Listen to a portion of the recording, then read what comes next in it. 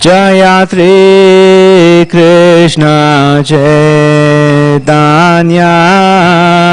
Prabhu Nityananda Shri Advaita Gadadhar Srivasadi Gaura Bhakta Vrinda.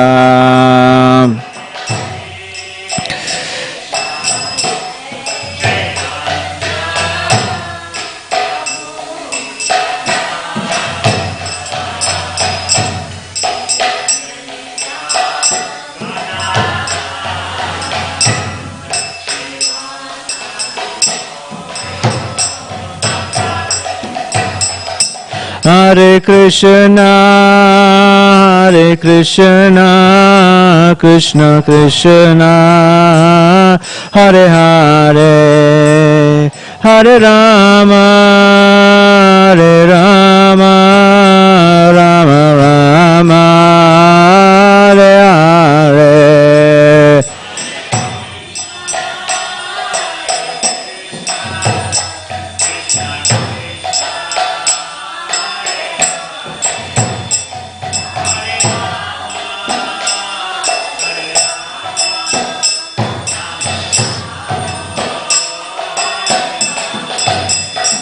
Hare Krishna, Krishna Krishna, Hare Hare, Hare Rama, Rama Rama, Hare Hare.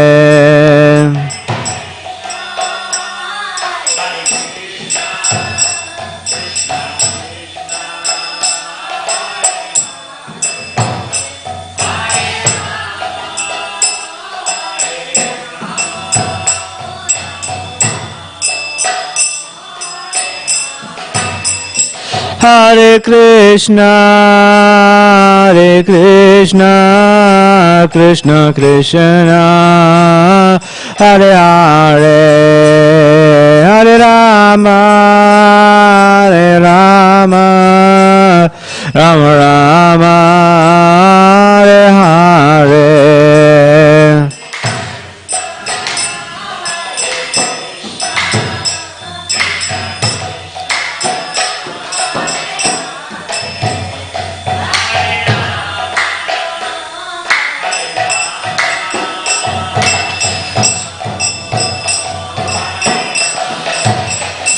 Jaya Radha Gopinath, Radha Gopinath, Shri Radhe.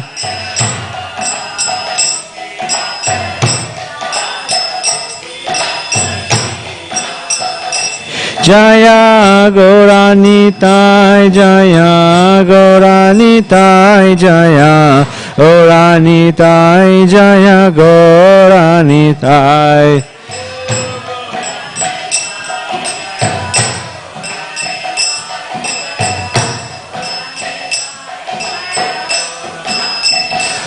Jaya Jagannatha, Jaya Jagannatha, Jaya Baladeva, Jaya Subhadra.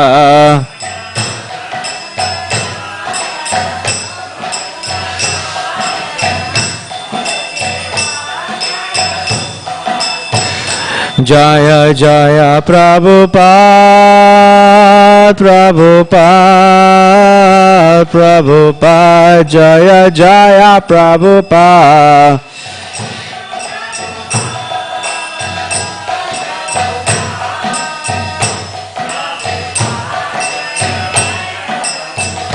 Jaya Jaya Gurudev, Gurudev, Gurudev, Jaya Jaya Gurudev.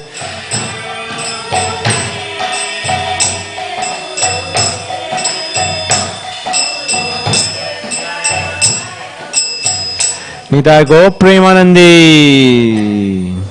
Jai Om Vishnupada Paramahamsa Parivajagacharya Stodra Shri Srimad Divine Grace Srila Abhay Charana Ravinda Bhakti Vedanta Swami Srila Prabhupada Ki Jai Om Vishnupada Paramahamsa Parivajjagacharya Ashtodra Krishi Srimad Divine Shila Bhakti Siddhanta Saraswati Thakur Goswami Maharaj Srila Prabhupada Ki Ananta Kori Vaishnava Vrind Ki Namacharya Srila Haridas Thakur Ki Prem Se Kaho Shri Krishna Chaitanya Prabhu Nityananda Shri Advaita Gadadhar Shivasadi Gaura Bhakta Vrind Ki Shri Radha Krishna Gop Gopinath Sham Kun Radha Kungi Govardhana Ki Shri Vrindavan Dham Ki Mathura Dham Ki Jagannath Puri Dham Ki Shri Ganga Devi Ki Yamunamai Ki Bhakti Devi Ki Srila Prabhupada Transcendental Book Distribution Ki Srila Prabhupada Transcendental Prasharam Distribution Ki Shri Nitai Gaur Premanande. All glories to the assembled devotees. All glories to the assembled devotees. All glories to the assembled devotees. All glories to Shri Guru and Shri Gauranga.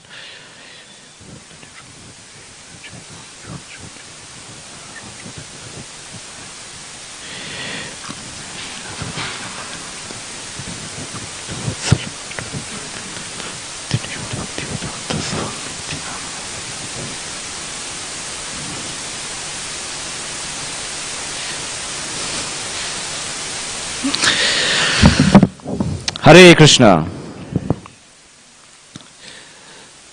So welcome everyone to this morning's Bhagavatam class. Today is also a very auspicious occasion. It's the occasion of the Panihati Chudadahi festival. Very sweet pastime that where Raghunath Das Goswami, after many attempts, finally surrenders or is given the opportunity to surrender to the lotus feet of Lord Chaitanya and Lord Nityananda. So before we start the class, we will recite the invocation. Om Namo Bhagavate Vasudevaya. Om Namo Bhagavate Vasudevaya. Om Namo Bhagavate Vasudevaya.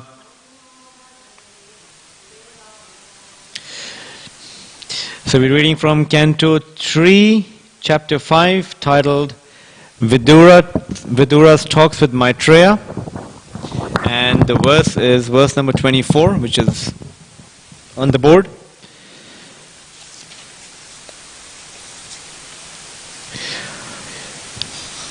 Sava esha tada drishta Napasya drishyame karat Mene shantamivatmanam Shupta shaktira shupta drik Saeva esha tada drashta Napasya drishyame karat Mene shantamivatmanam Shupta shaktira shupta drik Sava esha tada drashta Napasya drishyam nekarat Mene shantamivatmanam Shupta shaktira shupta drik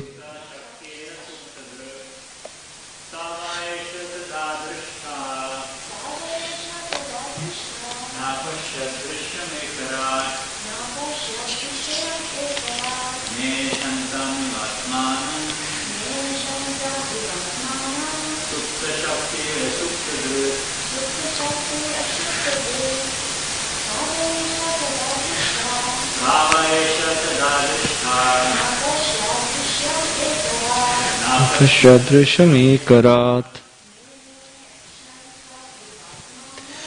Mene shantamivatmanam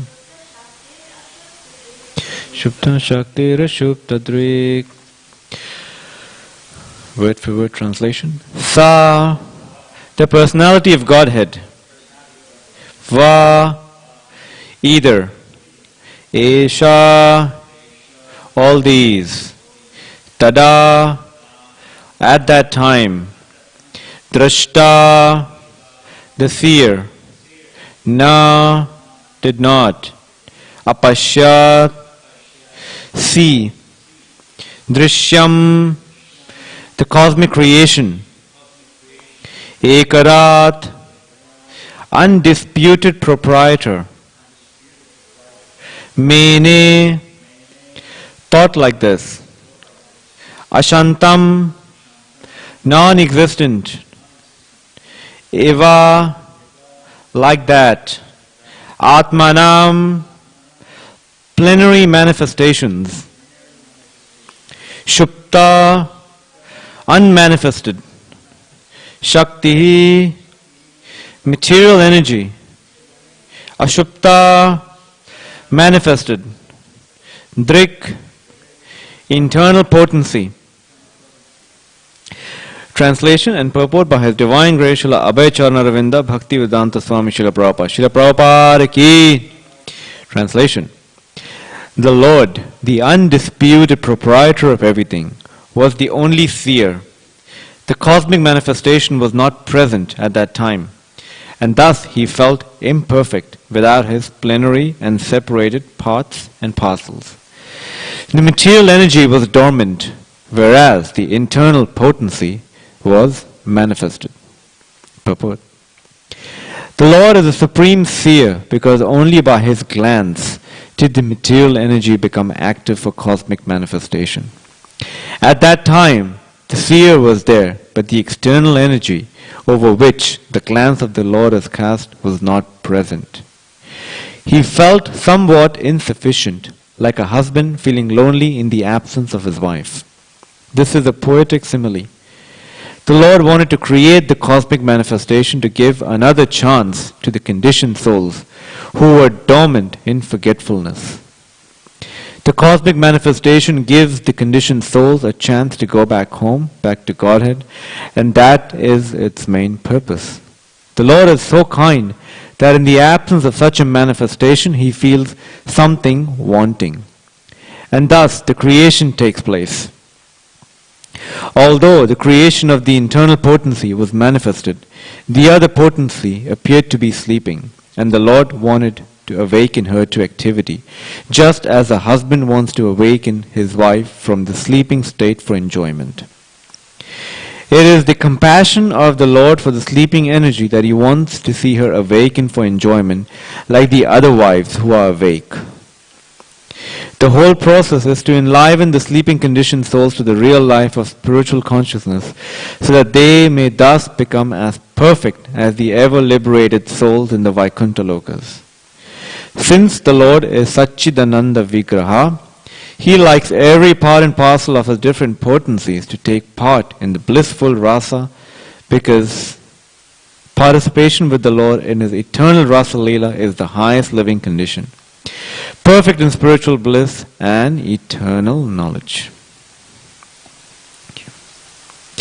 Om Jnanatimirandasya Gyananjana Shalakaya Chakshurun Militam Yena Tasmai Shri Guruve Namaha Shri Chaitanya Manovishtam Stapitam Yena Bhutale Swayam Rupa Kadamayam Dadati Swapadantikam Vandeham Shri Gurum Shri Yuta Padakamalam Shri Gurun Vaishnavamscha Shri Rupam Sagrajatam Sahagana Raghunathanvitam Tam Sajivam Sadvaitam Savadutam Parijana Sahitam Krishna Chaitanya Devam Shri Radha Krishna Padam Sahagana Lalita Shri Vishakhanvitam Cham He Krishna Karuna Sindhu Dinabandhu Jagatpate Gopesha Gopika Kanta Radha Kanta Namostute Tapta Kanchana Gaurangi Radhe Vrindavaneshwari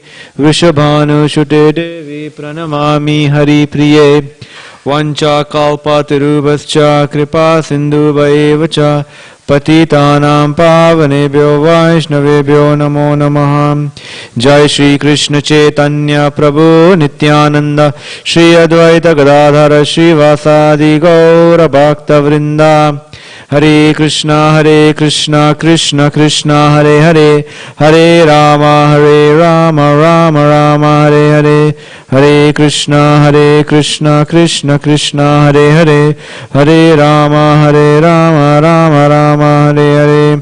Hare Krishna, Krishna Krishna, Hare Hare, Hare Rama, Rama Rama, Hare Hare.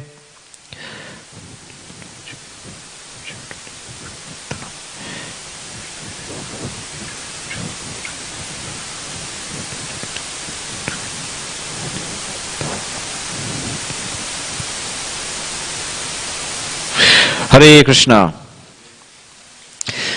So I'll repeat the verse again this morning. Canto 3, Chapter 5, verse number 24. Translation. The Lord, the undisputed proprietor of everything, was the only seer. The cosmic manifestation was not present at that time, and thus he felt imperfect without his plenary and separated parts and parcels. The material energy was dormant, whereas the internal potency was manifested. So this chapter is titled Vidura Talks with Maitreya, and as we recall in the previous chapter, Vidura was talking Uddhava, and Vidura requested Uddhava to speak on the Chaturshloki. This is the Chaturshloki version N. It was spoken about in the second canto, but here it's repeated again in a different context, or each time there's a different emphasis when the process of creation is described, especially second, third canto. And so here we see that Vidura has approached Maitreya, and just the background of this chapter is, even though Vidura is feeling the separation after Krishna has left, but he doesn't directly ask about Krishna, rather he's asking, please explain about the Purusha avatars, the process of creation. And Srila Prabhupada, one of the purports in the earlier purports, said he's speaking on behalf of the common man, which is for us. And as I was reading through this purport, reflecting on it, there are so many places in which Srila Prabhupada writes that one should, and I'm just quoting him verbatim, where he mentions this in a purport in Bhagavad Gita, chapter 15, verse number 6. One should be captivated with this information and should extricate himself to that, or transfer himself to that spiritual world and extricate himself from this false material reality. In so many places, even in the second canto, I don't know that purport, but where Srila Prabhupada writes that the pastimes of creation should be discussed with more relish, or I'm paraphrasing it, where they should be given more importance. I think the second canto there's a purport. So this whole process of creation that comes about has been given so much of importance, and even for us as devotees, that it's important. Its importance can't be stressed enough, because as devotees, when we understand Krishna is Sarva Karana Karanam, the cause of all causes. Anadi Radhi Govinda, he's the primeval cause. And we accept it, and based on as His Holiness Devamrita Swami always quotes, once you get into the bhakti laboratory, things start making sense. So once we get into, once we start with a little faith, with a little bit of shraddha in this process, things start becoming more clear. But as for the people outside, when you say that the absolute reality is a person, that the cause of all causes is a person, it doesn't register in their minds. And I was listening to a talk given on this by His Grace Radhika Raman Prabhu, who was describing it from various angles, which I would like to share in this talk, this morning session. So he was describing that this whole aspect of cause and effect, because what we're seeing is the Lord is the cause, and the effect of what we see is this material world. And how this has been a problem, this has been a big debate for many centuries. And he was quoting how there was this British philosopher, I'm not sure if you've heard of it, I had heard it for the first time, called David Hume, who questioned this relationship between cause and effect. And if you follow his chain of thought, what he's trying to grasp his head around, we would also be confronted with the same situation. He said the relationship between cause and effect in this world is basically made up in our mind. And what he was describing is, cause and effect, right? Basically, if I lift up an apple and I drop it, or if I just release it, it's going to drop to the ground. Now, I do that 100 times, and guess what comes in effect? Is the law of gravity. That's what we know. But what is the guarantee that on the 101st attempt, that if I release the apple, that will fall to the ground? What's the absolute certainty, right? What's the absolute certainty that tomorrow the sun will rise at the time that it's stated to be? Well, we say that's the cause and the effect. So, how do you, for someone, this is a philosopher, a very, reputed philosopher. In fact, Prabhu was quoting that how when he was studying at Harvard, there was this philosophy club that would meet, that had their own, I forget what it's called, but their own charter, and then they would, meet regularly, and every year on David Hume's birthday, the students would all go out partying at night, and they would be up until the early morning to see the sun, because that's what David Hume said. What's the probability that the sun would appear? So, it's a big problem for people out there just to even understand that there is cause and effect. So, Srila Prabhupada, in his various references in his purport that he gives, is that what's that guarantor? So this is cause and effect. What brings them together? And what's the guarantor? And this philosophy that Srila Prabhupada speaks about is known as the Satkaryavad philosophy. And Srila Prabhupada writes, what's the guarantor of the relationship? Who's binding that relationship in cause and effect is the Purusha avatar. And that's who we are about to understand from these following verses that are about to ensue in the next coming days. So as I'll go into that in a bit, but as I was reading through this, it brought me to the point of where I went back to reading the Chaitanya Charitamrita, Adi Leela, chapter 5, which is titled, chapter 5, The Glories of Lord Nityananda Balaram.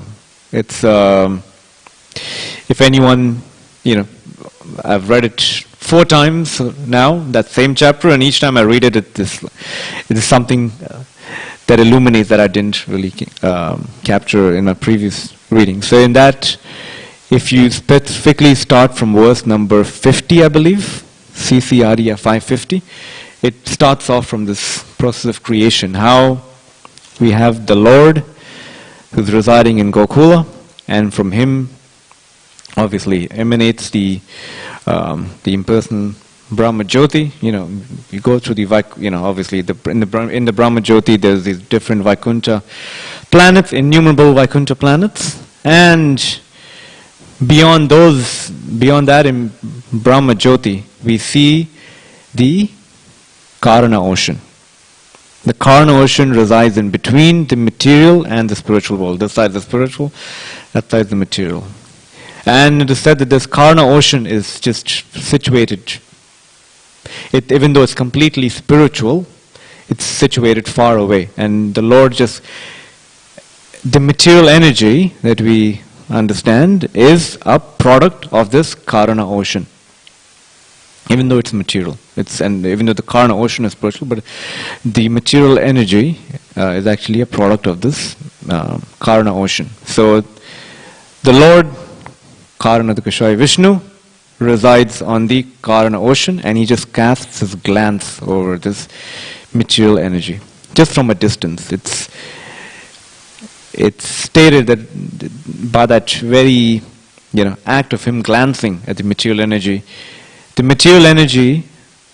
in the function of Maya, that's what we understand it to be, has two aspects. One is the aspect of it supplying the ingredients, and the other aspect is it manifesting it. So the pradhana, so basically it's just material nature in its very dormant state. All the modes, undifferentiated, it's got all the ingredients. In fact, I was remembering many years ago, I'd heard in a class by His Holiness Jayadvaita Swami, he was describing this, and some devotees were finding it hard to understand how does pradhana, how does the process of activation take place. And he said it's actually very simple. He was giving the example of a credit card. You know how when we get a credit card in the mail, a new credit card, it has everything in it. It has the limit, it has your details, it has your authorization, but it's just waiting to be activated. You call the bank, or whatever process you follow, you have to do that activation, even though everything's there in that card that's needed for you to transact. So similarly, material energy in its inert state has all the ingredients, but the Lord casts His glance, and obviously, as we understand, injects the living entities into the material, into the material energy, and that's when it gets activated. So the Lord activates or casts its glance over the material energy.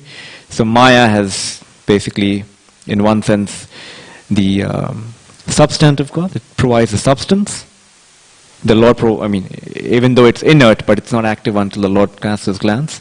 And the Lord, and then the material energy then basically manifests. So it's, to the mundane view, it would seem material energy is both the efficient and the immediate cause, because that's what we see. If I go out, and that's what the atheists, philosophers especially, Kapila has stressed on the material nature of everything, but here we understand that it's the Lord that actually first casts His glance over that. So, and it goes on to describe in the following verses in the Chaitanya Charitamrita that how, in fact, if I were to quote it word for word, if we just bear a second, I had it right here with me.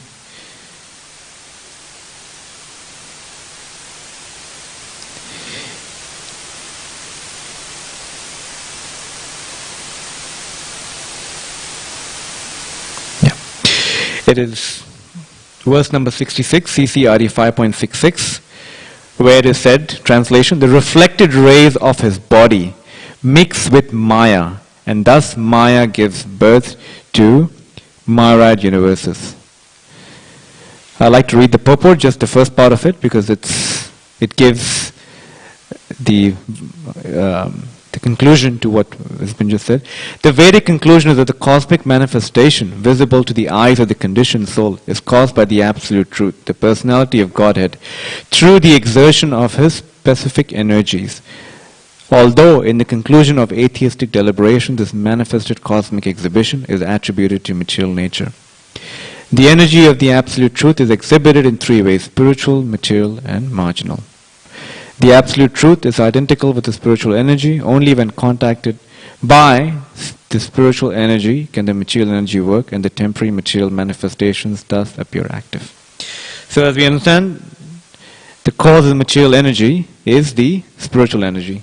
Matter comes from spirit, or spirit gives rise to matter. It's not the other way around.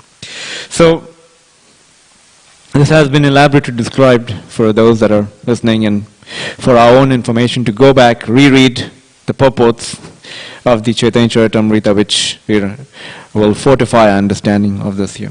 So coming back to the problem that people face in this world today, especially the philosophers, and this very concept of the absolute reality, being a person of the cause, understand this cause and effect relationship.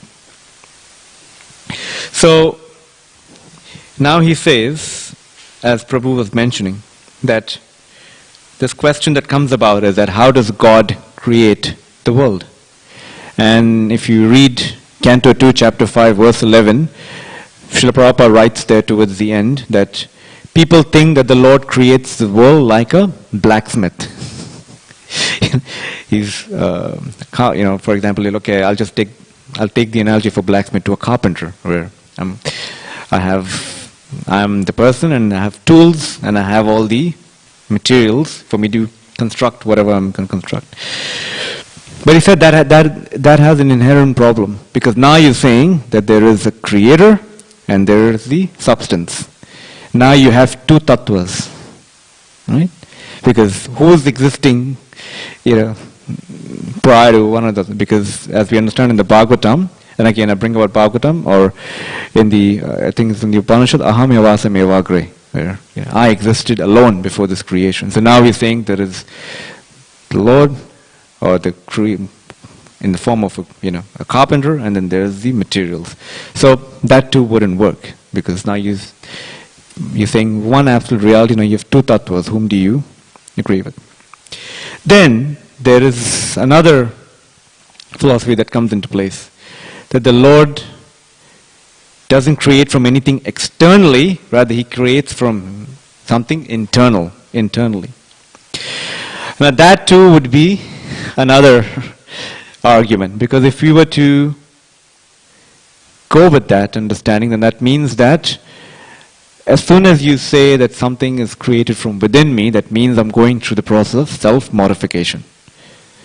As the body goes through changes, obviously that has to give rise to the fact that if I'm creating something, that means something comes into effect at a certain time. We are going by the fact that, obviously as we understand, Krishna is eternal, is ever expanding, but here when we speak of self-modification, then that's again another question that we put here. So what's the answer? How do we reconcile this?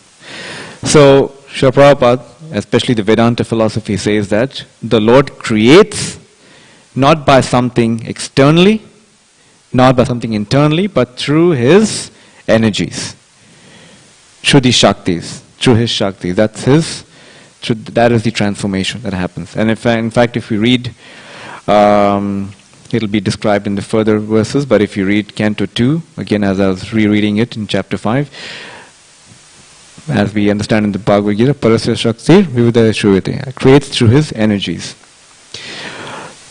And it's not difficult to understand if you look at it that way, because what's the main source of energy to us on this planet? It's the sun. Right? The sun, the moment it touches the earth, its rays, it gives energy to humans, animals, plants, and so on and so forth. However, anything that happens on this planet Earth, or anything that happens, it doesn't really affect the sun. So similarly, anything that happens, even though Krishna creates everything, nothing really affects him, because as we understand from earlier on, as speaking of creation, the Lord just casts his glance and that activates the material energy. There's no interaction on that part. There's no direct interaction. There's just glance from a distance. And similarly, if you see, there's another example that's given about very frequently in the Bhagavatam, is the example of a spider, how a spider creates its web. Right? It creates from something within itself through its saliva, and then when the time it also fixes it. If I haven't seen it, but I just roughly Google it, where a spider creates a web, what happens later on? It comes when some bees, they pierce through it, where they damage parts of it, the spider will come and also repair it from time to time. And when time comes, it'll just consume it, everything. So again, we are speaking of material analogies here, and no analogy is perfect, but it conveys the point. So in that sense, we understand, especially if I take the example of the spider, is that the spider has created the web for its own enjoyment. So it's the ultimate cause. Like how we understand Krishna has to be the ultimate cause, or the remote cause. And it's also this in this case of spider, it provides the substance, the saliva. And it's the efficient cause, because it's caused for it. So the Chaitanya Charitamrita described that Lord Nityananda is the efficient cause and Advaita Acharya is the substantive cause. If you read chapter 5 and then it extends on to chapter 6. And in many places it's described, even in the Bhagavad Gita, I am the seed-giving father of all living entities. So everything comes from Krishna. And again, Srila Prabhupada is hammering on this point in so many places for us to be convinced, for us to be fully cognizant, fully realized of this fact. Because when we go out and we speak to people, this is the kind of confusion that people are facing. And Srila Prabhupada's purpose really clarify this, or else we would also be one of them. So now we've spoken about how God creates this world through His Shaktis, through His energies. Now we come to the next part, which is how does cause and effect work in this world after creation? Right? The Lord has created this world, it's set into motion, now what? There is this question, there is this perennial question, how do we get conditioned even though we are spiritual? Right? How do we who are completely spiritual and transcendental in our own, we understand Krishna to be spiritual and transcendental, and even though we are part and parcels of Him, how do we get conditioned? Because then how does that work? And if you see here in this verse 25, the whole process is to enliven the sleeping conditioned souls to the real life of spiritual consciousness, so that they may thus become as perfect as the ever liberated souls in the Vaikuntha Loka. So, how does it actually happen? Wow, how do we ever get conditioned? And if you really go through the different, as we understand, the various atheistic philosophers, scientists attribute material nature to be the cause of things. And if you really dive into the Sankhya that's spoken about by the atheist Kapila, if you really understand it, if you see that, okay, who are we, right? If they say we are pretty products of material nature, okay, earth, water, fire, air, ether, right? If you reduce that further, okay, you get the subtle elements. Finally, you come to the point of intelligence, right? The most subtlest element that we see in this world. And how do we interact, or how do we perceive this world is through that intelligence, through buddhi. And if you really, I was hearing Prabhu mention this example that he was saying, and he said that in a study that was done of people who were born blind because of some defect, and later on, when their eyesight is restored by, some technology, when they first get their eyesight, when they first are able to open their eyes and be able to see, what are they seeing? They're just seeing blobs, right? Because it's taking a while for the intelligence to catch up to things. So the intelligence hasn't been refined. So all they're just seeing blobs of light, and it's very painful for them to even see. They can't see what we are seeing. So, but again, we come to the finest point of that we understand we're perceiving this world through the intellect or buddhi. And actually, if we see in the following verses, which will be mentioned later, it would be, anyway, I don't want to get into it, but it talks about the buddhi. But again, intellect is still a material object. It is still material. Again, it doesn't really, how does that transition happen from spiritual to material, or the other way? How does that actually happen? They're bound together by the Supersoul. By, in our hearts, Shiruda Kashai Vishnu, at the level of this universe, that's taken place to the, as in the Drishta, the overseer, the permitter of the Garbhoda Kashai Vishnu, and at level above that is happening at the level of Karanada Kashai Vishnu.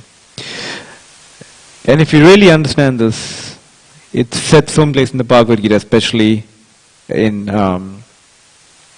chapter 13, Sarva Kshetreshu Bharata, where Krishna says, I am the perceiver of all the bodies. We may only be able to perceive or to feel the pains of our body, but Krishna can, as in the capacity of Kshirodakashayi Vishnu, can basically perceive everything that's happening in everyone's bodies. Now, another word for Paramatma is the Antaryami. He's the inner controller. And Srila Prabhupada, again, in various places, he says that the Supersoul acts as the overseer and the permitter. But in his function as an overseer, it's just not, he's just not sitting like that and see. Rather, by his overseeing, he is enabling our perception. For us to see, obviously, as we, again, I keep referring back to second canto, we see the universal form, how that when the Lord sees is when we see. So it's his sense, of perception enables our sense of perception. And that's what makes everything possible in this world. So again, this is a topic that really gets, you'll see especially second and third canto, there's a lot of emphasis on this, especially this will be spoken about again later on in the conversation between Lord Kapila and Devahuti. So over and over again, this has been emphasized for us to really be fully conversant with this understanding of the process of creation, because as Srila Prabhupada would say that these books are for us, for us to before we, when we go out and distribute and people ask us what's there in this book, we should be able to speak in such a way that they'll be wanting to grab a copy and for them to apply this in their lives too. So we should be the ambassadors in that way. So I know I have very little time left, but today is the very auspicious occasion, as I said earlier, of the Panihati Chiddadahi festival. It's a festival, it's got everything in it. It's got humor, it's got the reciprocation that the Lord is wanting to share with his devotees. And most importantly, it exemplifies the principle of Das Das Anudas, where Raghunath Das Goswami serves the devotees to gain Lord's favor. So, very important day for us to internalize, to understand the gift that's given to us, and for us to share it with others, and for us to also be dear to the Lord. So I've run out of time, but if there's any question or comment, we can take one. Yes, Prabhu. Hare Krishna.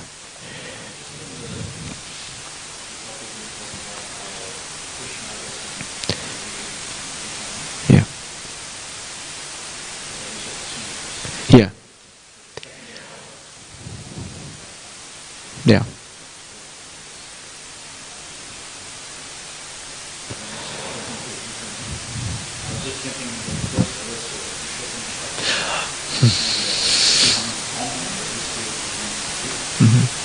But then, if that's not the case, then he's creating his energies. Then his energy, he's not creating something to share with this. Yeah. Yeah. Yeah. Yeah.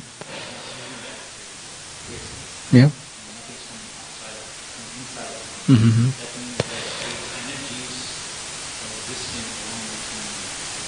Yes. Yes. Yes. Yes. That's what I would understand it to be, yeah. Yeah. But again, we understand, if you read, I think, Teaching the Lord Chaitanya in the introduction, that different context, but Nityo Nityanam Chaitanas Chaitanam, it goes about a point where, I don't have it here, but it says Krishna existed, and then, I'm not sure, there's a thing, and then, and Srila Prabhupada writes that that's because of, it's, yes, like you said, it's existing eternally, but then there's mention and then. And Srila Prabhupada, that's because of our conditioned mind, we think that something happens at a certain given time, but it's always existing. So it's that teaching a lot. I mean, I remember reading that, and that really struck with me, that We say, because quite often we'll say that, because here too says, right, material energy was dormant, whereas the internal potency manifests. So at one given time, we understand, I was remembering, I asked this once to Ghanshyam Prabhu, that means that if we go back in time, that there's this one point at which everything creates, he's like, yes, but it's happening eternally. How do we understand that? But yeah, they're always existing. That's man.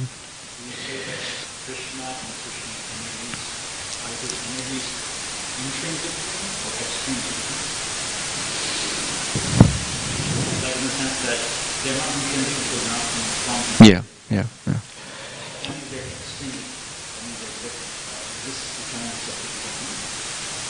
Mm-hmm.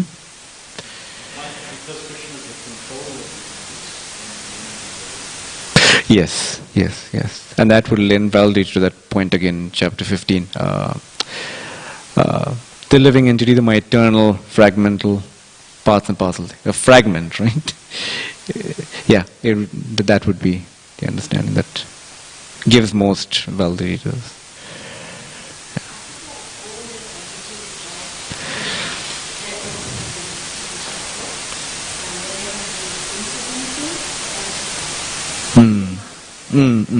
Yeah, he doesn't have to.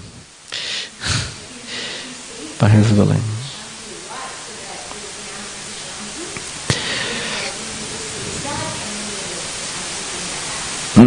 It's just by his willing.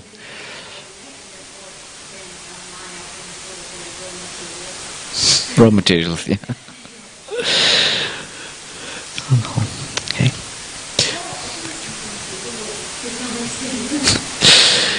Yes, I think it's...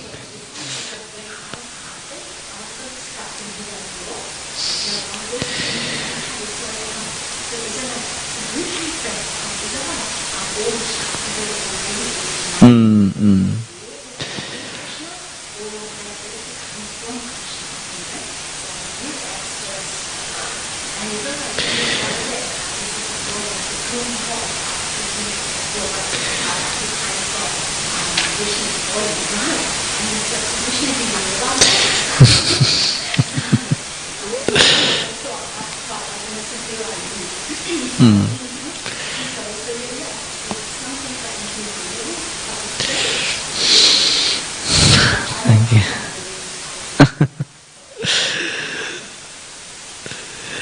Okay, thank you. Grantra Srimad Bhagavatam ki jai, Srila Prabhupada ki jai, Ita Go Premanandi, Srila Prabhupada ki jai, Go Bhakta Vrinda ki jai.